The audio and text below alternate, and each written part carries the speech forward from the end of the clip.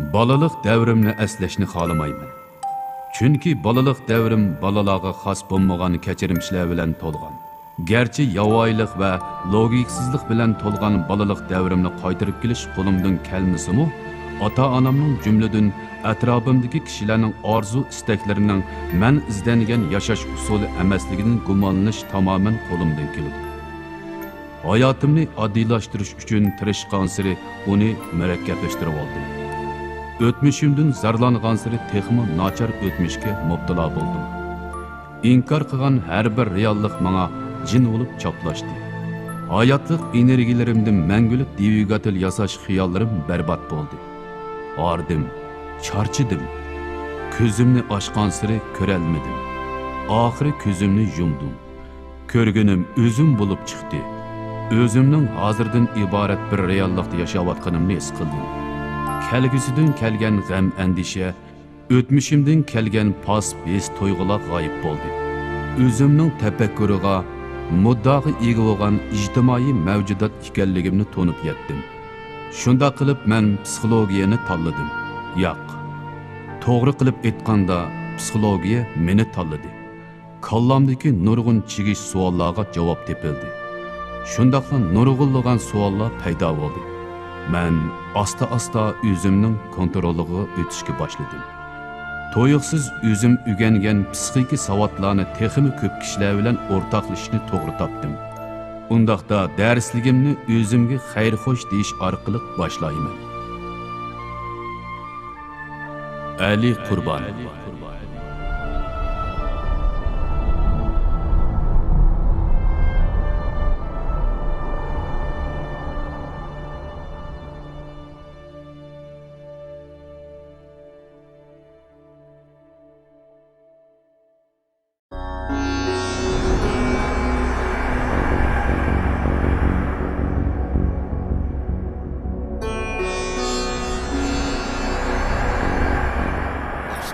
Bugün bizden söz edilen dersimiz psikologiyadaki bilişizmlik sahasını sözleyimiz. Yani bilişizm degen nemesi şu bilişni tadqiq qilish deganlik. Bilish degan nim bilan munosabatlik desa, aslim bilan munosabatlik. Mening nurg'a o'quvchilarim o'zining asli tush qobiliyatining tuvallik to'g'riliq ko'proq qaqshaydi.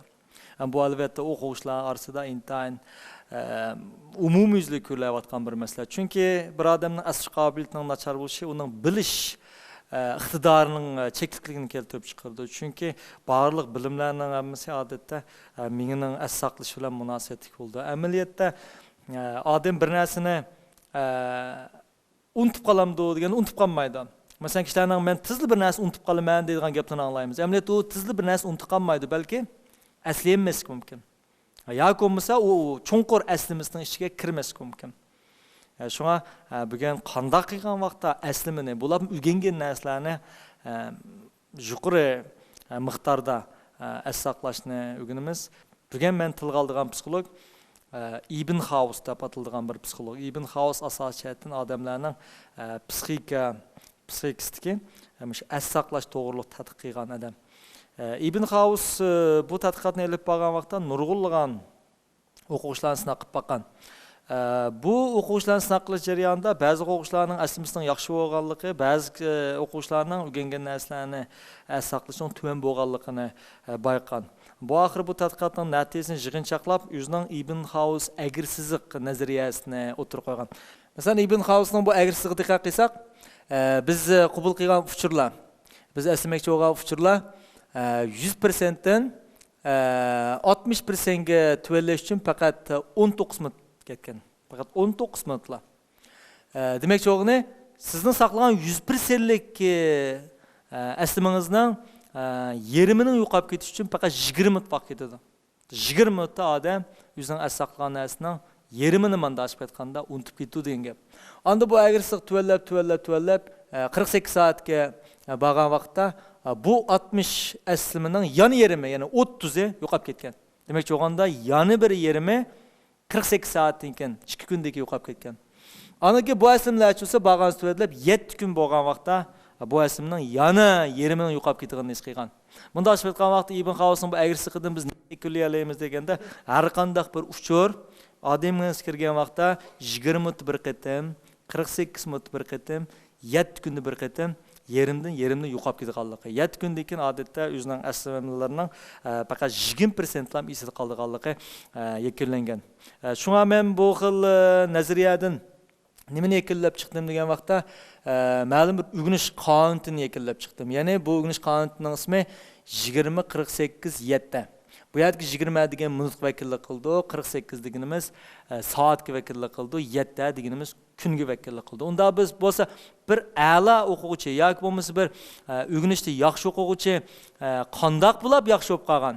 Uning haqiqatan da shu tabiiy bilim iqtidori yoki uning tabiiy talanti yuqorimi deganda undaq bo'lib ketishini aytayım. Balki uning tug'ma iqtidori foydali bo'lishi mumkin, ammo butunlay u bu bolaning o'g'inish natijasining butunlay yuqori bo'lib ketganligini tushuntirib bermaydi. Unda bo'lsa a'lo o'quvchi bilan normal yoki nachar o'quvchi nima belgilab qo'ydi desa, balki a'lo o'quvchi o'zi bilib bilmay eng to'g'ri bo'lgan as saqlash usulini topib chiqqan bo'lishi mumkin yoki yaxshi bo'lgan o'g'inish usulini topib chiqqan bo'lishi mumkin.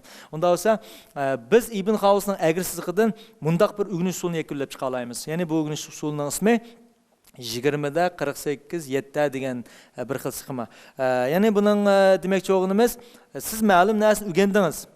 O'rgangandan keyin 20 minutdan keyin buni qayta bir takrorlab o'tish. Chunki 20 minut bir tuvallash bosqichiga borgan vaqtda tusab 20 minutda bir tekrarlayıp ötiş. Ondan keyin 48 saatda bir tekrarlayıp ötiş. Ondan 7 kunda bir tekrarlayıp ötiş. Bu xil tekrar usulda onun o'rgangan uçurlarının odatda 100% desek, onun 80%, 90% o balının esida qoladi. Şuna mesela asıl qarasak, birinci kuni u bir narsa o'rgandi, bir o'quvchi. Buni o 20 minutdan keyin, yani uyga qaytgan vaqtda yoki darsdan tushibla o'rgangan narsani 20 minutdan keyin bir takrorlayib kerak. 20 minutdan keyin tekrarladı. İkinci günü geldi, üçüncü günü geldi. Üçüncü günde çoğduğunda üçüncü günü yani 48 saat toşkan vaqtda o tuncu gün öğrengen narsani yana qayta bir tekrarlayıp kerak. Demek birinci günde tekrarlagan narsani üçüncü günde qayta bir tekrarlayıp kerak. İkinci gün öğrengen narsani 20 minutdan sırtıda 4. gün bir tekrarlayıp kerak. Üçüncü gün öğrengen narsani 5. günü. 4. gün öğrengen narsa 6, 5. gün öğrengen 7. 7. günge varganda çoğusu yana qayta birinci gün öğrengen narsani tekrarlayıp kerak. Agar bir o'quvchi mushu oddiy bo'lgan takrorlash usuli bo'yicha mangsa, uning asliqlash nimasi bo'lsin yoki o'rganish natijasi bo'lsin yoki o'rganish jarayonida olg'i besish sijilligi bo'lsin, o ro'shan holda ilgarilaydigan gap. Bu da men bir takrorlab o'taman. Yani o'rgangan narsani 20 minutdan keyin bir takrorlash, 2 kundan keyin bir takrorlash, 7 kundan keyin bir takrorlash. Ya'ni birinchi kun o'rgangan narsani 20 minut, 48 soat, 7. Uningdan keyin o takror qilmagan taqdirdimi, o hech qanday kitob ko'rmasimi, eng oxirida mayli imtihon bo'lsin yoki bu bilimni ishlatish bo'lsin, buning asosiyasin qijlanmaydi. Shunga Ibn Xavusning bu bir ilmiy yakunidan biz o'rganishda yoki bo'lmasa başka sahalarda as saqlashning intan oddiy bir usulini yakunlab chiqdik. Ham bu xil usul men ham odatda chet el tili dars berman. Bu jarayonda nurg'un bolalarning chet el tildagi mesela sözlüklerini as saqlashda og'ir darajada qiyinchilik yo'qdi. Bu qandaqdir bir balni olmasdan nurg'unlagan ingliz o'rganayotgan bolalarning o'rtaq qiyinchiligi. Chunki eng oxirida ularning mayli inglizcha olsun, mayli fransuzcha olsun, yoki german til bo'lsin, mushu pallarni utuqli qazanishda eng oxir nima belgilab qo'ydi degan vaqtda ularning so'zlik yetishmaslikdan bular ya bu fanni tashlaydi yoki bu fanda og'ir darajada qiyinchilik yo'qdi. Agar bir chet el tili o'rganayotgan yoki bo'lmasa boshqa fanlarni, mayli matematika, mayli fizika, mayli ximiya qatorliq fanlarni o'rganayotgan bir o'quvchi agar mushkil o'rganish usuli agesa, uning as saqlash qobiliyati ro'shan holda yuqorilaydigan gap. Bu birisi.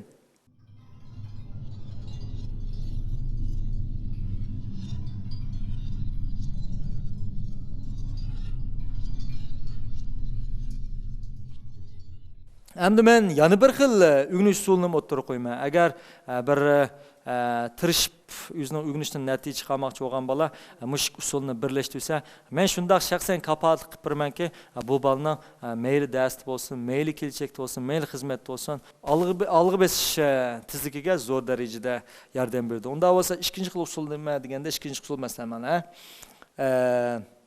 bu piramidadan biz mundaq bir narsani ko'ra olamiz. Masalan, piramidaning dastlabki cho'qsida dars degan bir xat bor.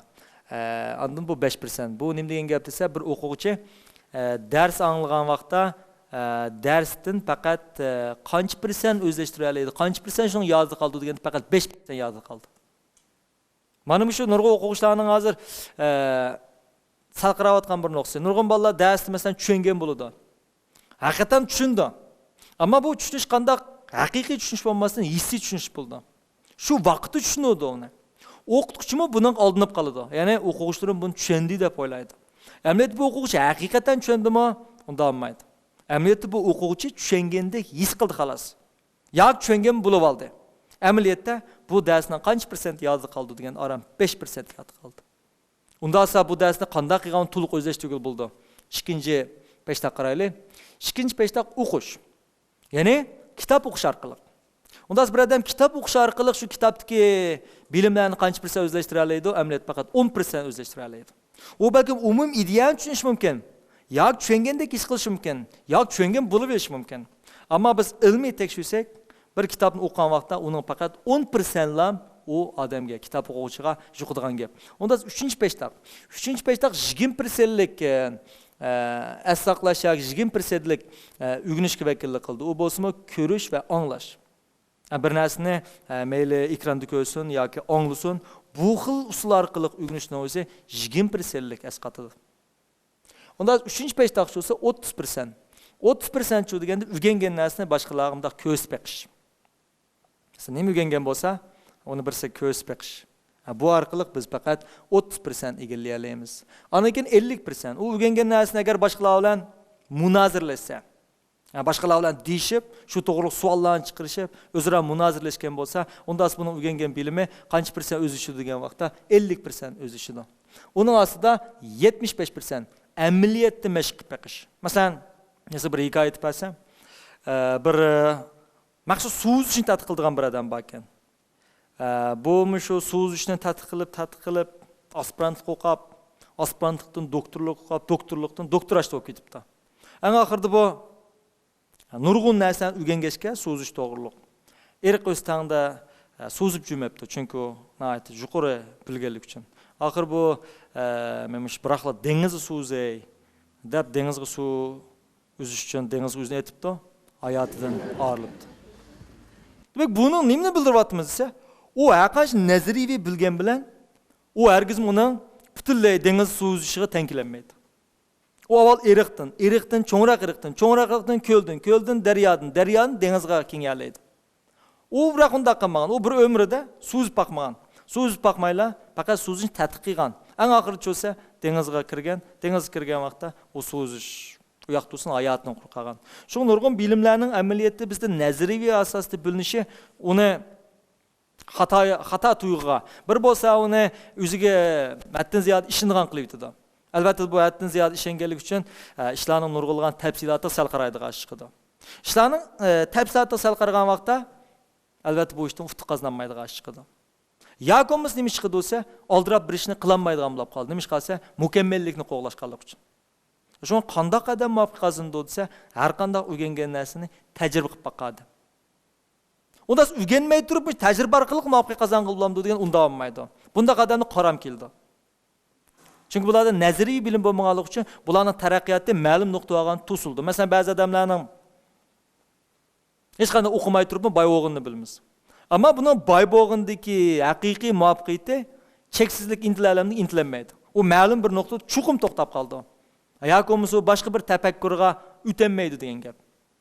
Shunga bir muvaffaqiyat bo'lish uchun nima keraksa, nazariya bilan amaliyotni chuqum birlashtirish kerak. 75% ni biz amaliyot ko'z orqali.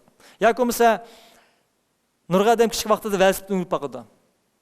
Ammo ba'zida shahar muhitiga mos uchun velosiped minish qulaysiz bo'ldi yoki velosiped minishdan hojat qolmaydi. Balki 20 yil, 30 yil velosiped minmaslik mumkin. Ammo bir velosiped degan odam 30 yildan keyinmi velosipedni elib haydab keta oladi. Uningda velosipedni haydashni unutib qoptiman deydigan gap bo'lmaydi. Hech qanday odam velosiped haydashni unutib qoptiman demaydi. Nima ish qilsa? Chunki u velosiped minish o'rgangan vaqtda u to'liq amaliy harakat bilan o'rgangan. Bu xil badanmi o'rgangan narsaga aralashgan vaqtda bu xil bilim asosiyatini chiqarmaydi. Qancha % chiqarib? 75% chiqarmaydi. Eng kuchli birisi var. Ügütüş. Eng yaxshi ügünish nimasi ügütüş. Bir odam o'zining bilimini boshqalarga o'rgatgan vaqtda bu hargiz ketmaydi. 100% saqlanib qoldi. Masalan, bizning ingliz tili o'qitish sohasimizda nurg'un o'quvchilar ingliz tilida eng oxirida qanday vaqt muvaffaqiyat qozondi degan vaqtda o'rgatish orqali. Chunki siz ma'lum narsani boshqalarga o'rgatayotgan vaqtda o'zingizda qandaqdir bir xil to'liq tushunish hosil bo'ldi. yoki bo'lmasa to'liq tushunishga ehtiyoj paydo bo'ldi. Siz tabiiyla bu to'g'ri izlanishga duch kelsiz. Shunga meni o'quvchilarga to'xtamay jakarlaydigan nimasi, men bugun sizga nima o'rgatgan bo'lsam, darhol yotoqdoshlaringiz shuni o'rgating. Agar yotoqdoshlaringiz qattiq o'rganish xohlamasa, pul berib bo'lsinmi? Janimadash men bir o'rgatib qo'yadi. Oxirida uni qo'g'lab o'rgatish. Bu xil usulda shu deganda uning bilimi biroqla shuning bilimiga hisob bo'ldi. Shunga mayli siz qandaq narsani o'rganing, buni eng yaxshi o'rganishning usuli nimasi? Birisi 75%lik, ya'ni uni amaliyat ko'rsatish. Amaliyat ko'rsatishning ishidan eng qaltis qaysi esa o'rgatish. Mayli dadasi bo'lamdi, yoki opasi bo'lamdi, yoki yotoqdosh, yo do'sti bo'lamdi, uni vaqt chiqarib, o'z o'rgangan narsani o'rgatib etganda bu xil narsa hargiz esida ko'tarilib ketmaydi.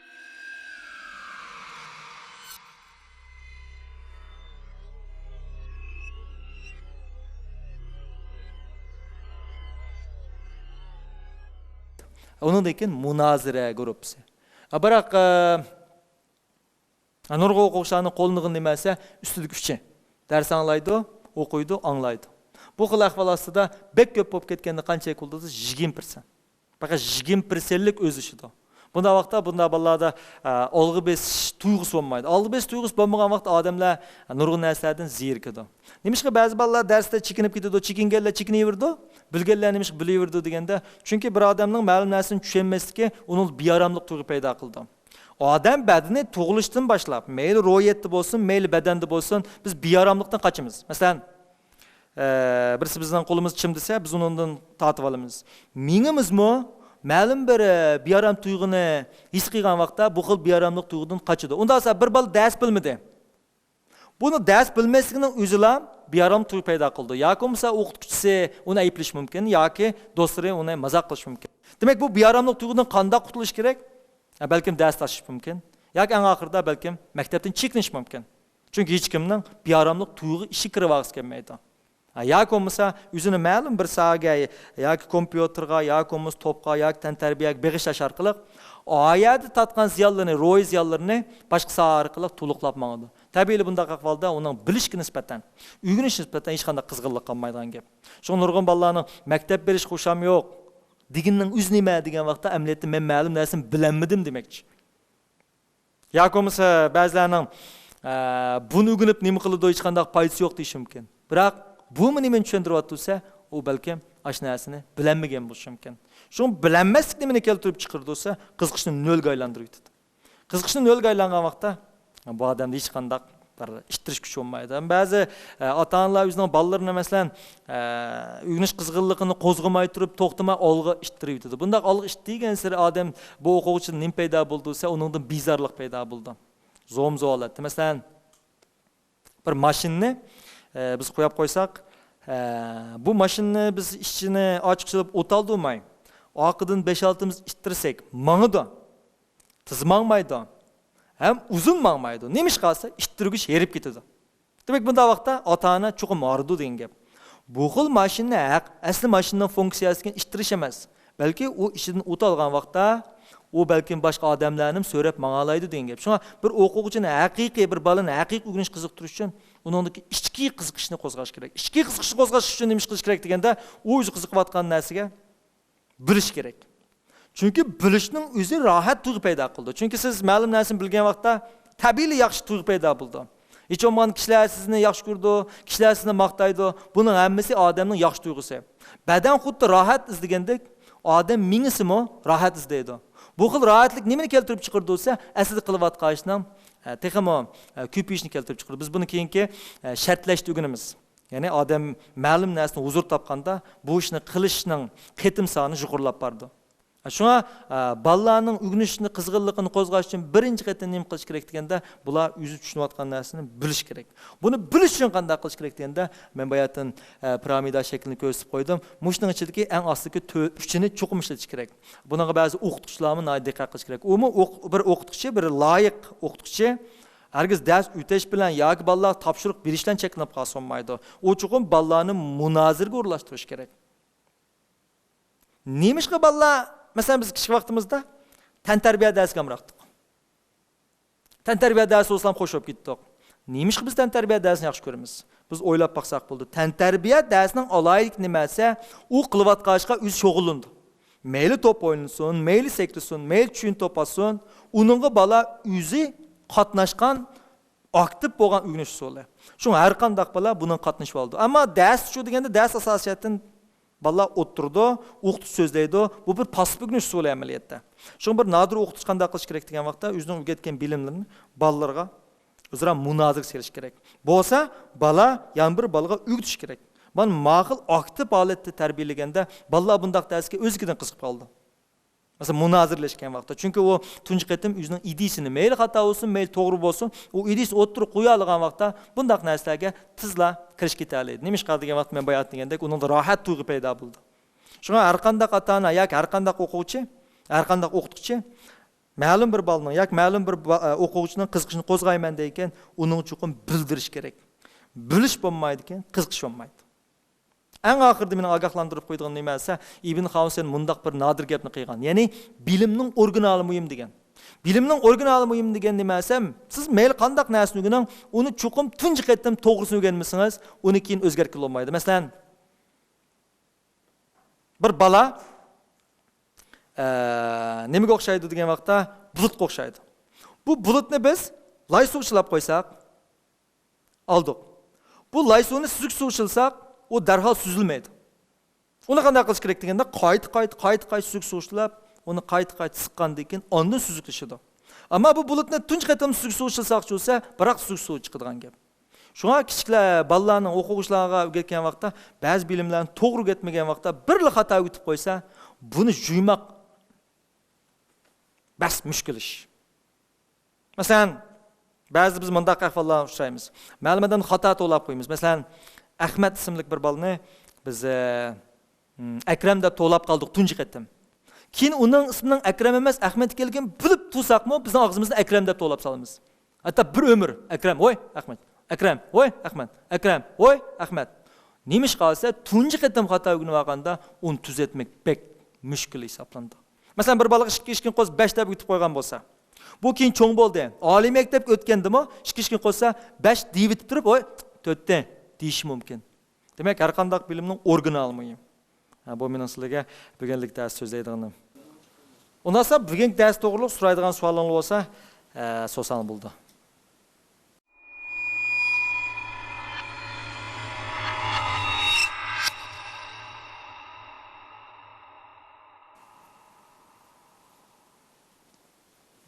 Siz.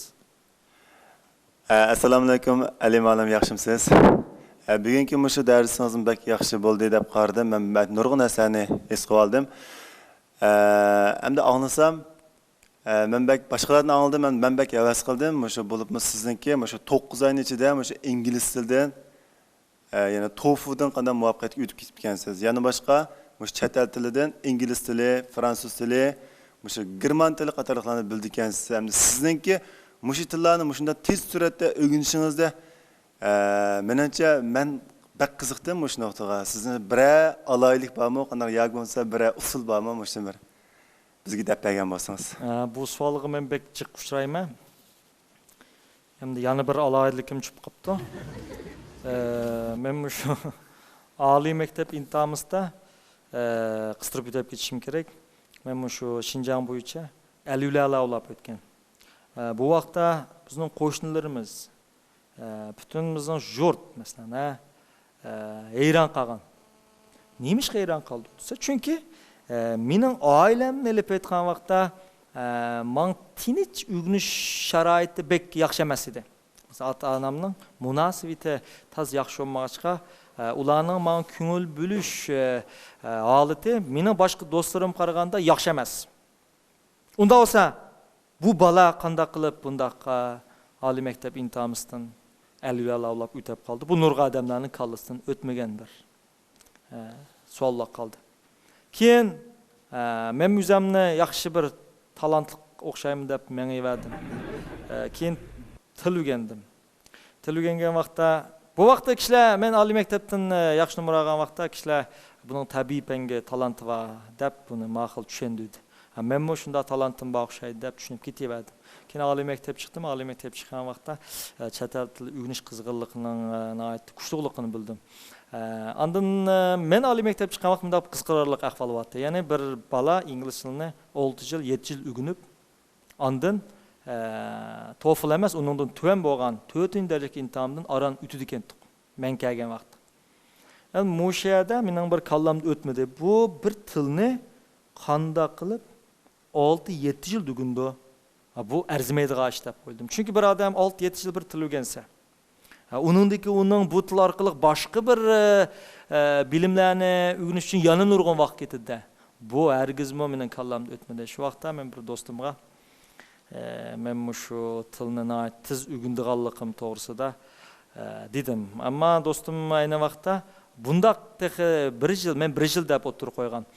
Bundaq bir yilda o'tishning texi hech kim shakllanmagach, hech kim unda qilib boqmagachqa, ular buni bir xil xomxiyol yoki poet deb o'yladi. Biroq men o'zimga ishondim. O'rgandim, bir boshdan fransuz o'rgandim, bir boshdan ingliz o'rgandim. Keyin mening tizligim o'rganish tizligim tiz bo'ldi. 6 oy bo'lgan vaqtda men o'zimning tayyorligining ravus bo'lganligini, 4-darajalik imtihonining saviyasiga yetganligimni his qildim. Biroq mening bu imtihonni bagim kelmadi. Ya'ni buningdan yuqori imtihonni so'rdim. O vaqtda eng yuqorisi TOEFL degan imtihon edi. Keyin men bu TOEFL imtihoniga tizimlatdim. Buni Shinjan universiteti berdi shu vaqtda. Keyin bu imtihonni yuqori numara olgan vaqtda nurg'un ballada bir xil ideyajatin o'zgarish bo'ldi. Asli ingliz tilini unchalar yuqori, unchalar ko'p vaqt sarf qilmasin bo'ldi ekan degan turga keldi. Hamda bular balkim meni talantli to'g'miqdori bor deb yana qutulish mumkin. Men buning ishinib keldim. Qachon ishondim degan vaqtda men bir qatam IQ, ya'ni aql koeffitsiyentini sinaydigan bir savol ishlab baqdim. Men rost aqlliqmi? Bu koeffitsiyent sinagan vaqtda bu 100 numurliq hamda. Mening natijam 70 chiqdi. 70 deganim o'ttiral aql va adam hamda. Mening ba'zi o'quvchilarimning 80-90, hatto ba'zilarining ama favqulodda aqlliqning 110-120 chiqdi. Oshirib hisoblaymiz. 100 olgan bilan 120 qilib hisoblay olamiz. O'quvchilarim degandan 90-100 ketdi. Men xato hisoblab qo'ygan o'xshayim deb qayta hisoblasam, ikkinchi qatim 68 chiqdi. Demak, bu mening aqliy, haqiqiy aqlim bilan munosabat bo'lmasdan birsi mening ishonchimdi. Mening ashning o'tib ketish ishonch qildim. Mayli boshqalar o'taliga u mening ishim emas. U boshqa odam. Men boshqa odam. Shu vaqtda mening bu xil tiz o'rganishimga birinchi sababchi bo'lgan narsa emas, mening ishonchim.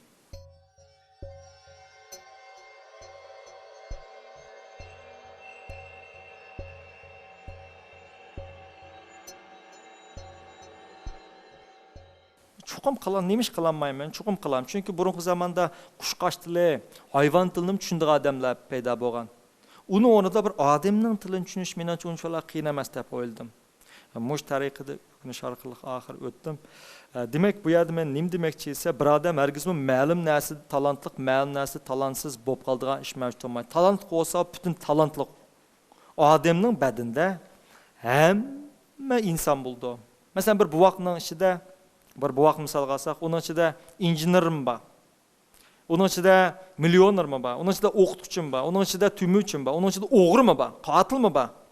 Masala qaysi qismini taraqqiy qildirib chiqarish. Uni har qanday qadam qilib tarbiyalagan bo'ldi.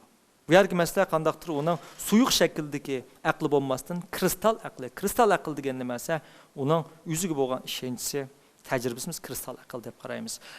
Shaxmat Danlıq şahmat mahiri Bob Fischer deyilgan bir adam o'tgan. Bu Bob Fischer dunyo chempioni Kasparovni o'zining yosh vaqtida bir qatim yengib o'tgan. Kishilar buni nim degansa shaxmat talanti bor degan. Bu bir odam tug'ilishdan shaxmat talanti olib tug'ilmaydi. U mumkin ish emas. Bob Fischer buning nima deb javob bergansa, men shaxmat talantim yo'q. Meni uning talanti, buning talanti bor dema. Men shu talantliq o'ylim g'oyadan shaxmat o'ynab qoldim. Agar men yozuvchi bo'lsammi, futbolchi bo'lgan bo'lsam, talantli bo'ldim. Bu mening qandaqdir suyuq qiliqi, aqlim bilan munosabat bo'lmasdan, mening xarakterim bilan munosabatlik degan. Ya'ni uning xarakteri nimasi? U Kasparovni yengish ishonch qila olgan. U shu ishonch qilgan vaqtda uning qalbidagi yoki mingisidagi yushurni iqtidori qo'zg'alib ketgan. Bu yushurni iqtidor degan ajoyib kuchli narsa. Chunki olimlarning hisoboti yoki olim tadqiqoti bo'yicha bir odam eng ko'p bo'lsa, aram faqat 7-8% mingisi ishlaydigan. Undan uning qolgan 92-93% mingisi nagizdi. Demak, bizda cheklik qobiliyat mavjud emas. Cheksiz qobiliyat bor. Biroq bu nurg'a odamlar bu o'zining bu xil cheksiz qobiliyatini intan cheklik holatga tushirib qo'ydi. Shunga dunyoda 4 o'quvchi bo'lmaydi. Faqat 4 bo'lib qoladigan o'quvchi bor. U faqat 4 bo'lib qolgan, hargiz 4 emas. Nima ish qilsa? Tarbiyalash tufayli. Yoki bo'lmasa uning o'ziga bo'lgan ishonch tufayli. Shunga mening bu xil tillarni o'rganib bo'lishimda hayron qolarli ish emas. Agar zarur bo'lsa, haqiqatan zarur bo'lsa, men har qanday bir tilni, dunyodagi har qanday bir tilni kitib bilan tayyor bo'lsa, men u til bilan so'zlashadigan odamlar uchrashmasammi, men 3 oy tutib bo'laman. Nima burun 6-9 oy degani hozir 3 oy tutdim. Chunki men uningdimmi o'ngay o'rganish usulini bilaman degan gap. Ham mening necha qitimliq tilni o'rganish jarayonida mening kallamda nimsizlik bo'ldi deganda, sen qila olaysan degan narsa allabuni o'rnatilib bo'lgan.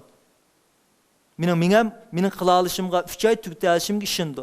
Shunga tugtalayman degan gap. Biroq nurg'a odamlarda cho'lsa bundaq siziqsizilmagan, uning nervisida qila olaysan degan narsa bo'lmaganligi uchun uning aslidagi potensial oqiga yenib ketaverdi. Shunga odam bir narsani ufti qazonib ketadi. Bir ufti qazonmagan sari tuvalib tushib ketadi. Nima qilsa mingida shu xil programlashib ketadi. Shunga menga nisbatan bir til o'rganish hech qancha emas, ammo bu mening aqlim bilan munosabati yo'q. Nima bilan munosabat bo'lsa, mening o'zimga bo'lgan tushunchim, o'zimga bo'lgan ko'z qarashim, o'zimga bo'lgan ishonchim.